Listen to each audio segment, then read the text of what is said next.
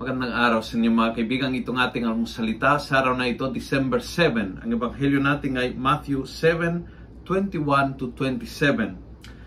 Sabi ni Jesus, "Therefore anyone who hears these words of mine and acts according to them is like a wise man who built his house on rock.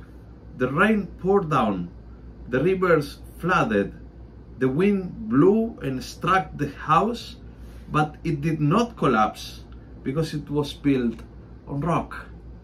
So, kapag talagang ang salita ng Diyos ang ginawa mong pundasyon ng buhay mo, pag nakikinig at hindi lang nakikinig, kundi yung pakikinig ay tinutulak ka ng gumawa, na sumunod, na maaayos ang ugali mo sa ugali ng Diyos, na mga decision making mo ay nakaugat sa Panginoon. Kapag ganyan, darating pa rin ang mga unos? Yes. Darating pa rin ang baha? Yes. Darating pa rin ang mabibigat na pagsubok? Yes. Pero hindi ka magko-collapse. So, kapag ikaw ay nakaugat sa Panginoon, hindi ibig sabihin na magiging problem-free, kundi collapse-free. Ang problems darating, big problems darating, matitinding bagyo ng buhay, darating din yan. Sa ating lahat yun.